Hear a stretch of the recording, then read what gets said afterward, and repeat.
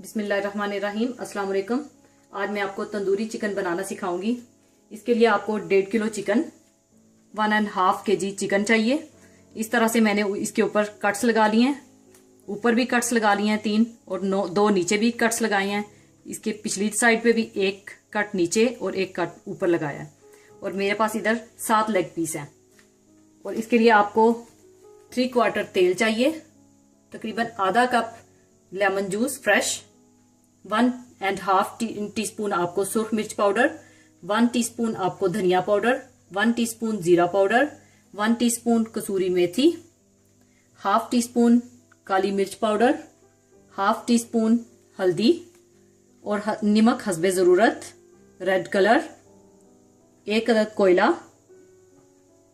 2 tablespoon अदरक लहसुन पिसा हुआ और 7 बड़े चम्मच 7 टेबलस्पून आपको दही चाहिए।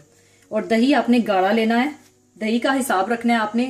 1 लेग पीस के लिए 1 टेबलस्पून चाहिए, इसलिए मैंने 7 टेबलस्पून दही लिया है।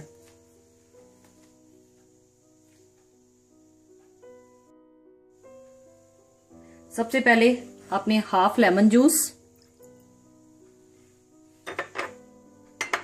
अदरक लहसुन पिसा हुआ, सुर्ख मिर्च पाउडर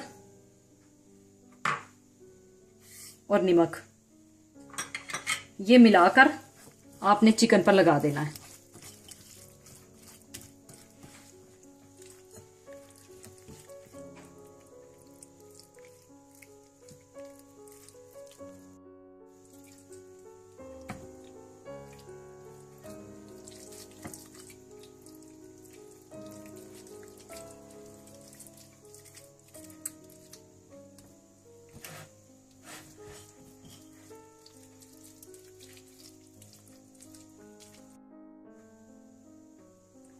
फिर आप इसी बर्तन में दही,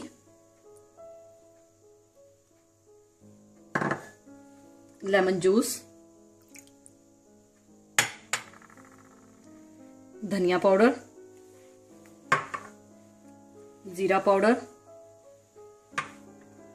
कसूरी मेथी, काली मिर्च पाउडर, हल्दी पाउडर,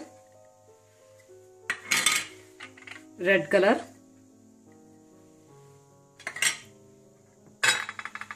और तेल मिलाकर मिक्स कर लें।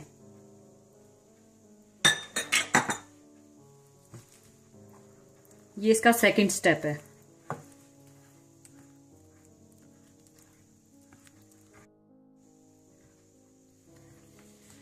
अब ये सारा मसाला आप चिकन पे लगा दें इस तरह से।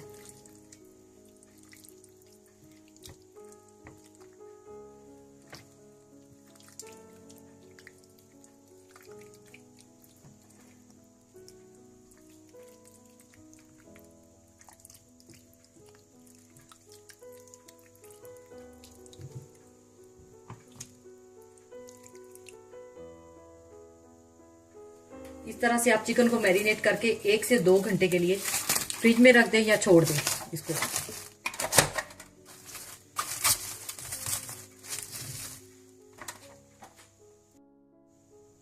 अब 2 घंटे हो चुके हैं। अब इसे मैं ओवन की ट्रे में रखूंगी। आप किसी भी ट्रे में रख सकते हैं। मैं इसे ओवन के सांचे में रखूंगी।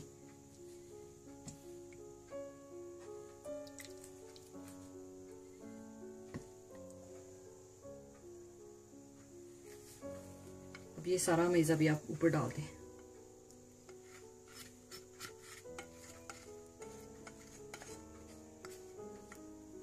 ओवन को मैंने प्रीहीटेड कर लिया है 270 डिग्री पर। इसको मैं ओवन में रखूंगी।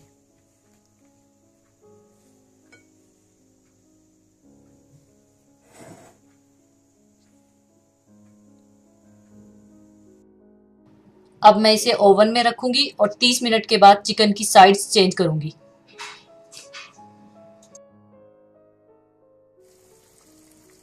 इसको 30 मिनट हो चुके हैं। अब मैं चिकन की साइड्स बदल दूंगी।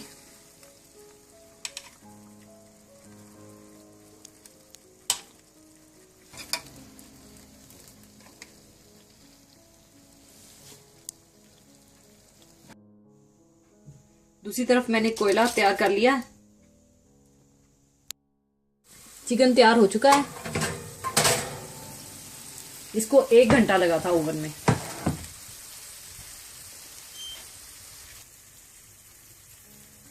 दूसरी तरफ आपने इस तरह करना है कि आपने एक देगची में ये सारा चिकन डाल देना है। इसको अब हम कोयले का धुआं देंगे।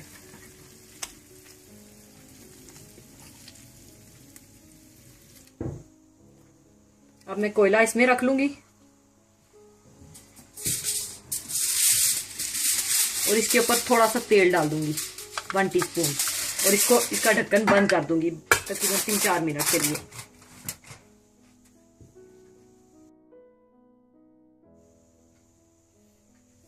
तीन 4 मिनट हो गए हैं। अब मैं इसको निकाल लूंगी।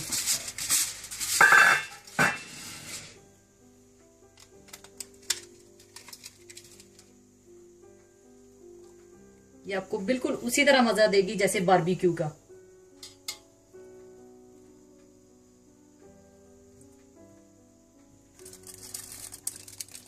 और इस तरह से आप चिकन के नीचे एल्युमिनियम लगा दें।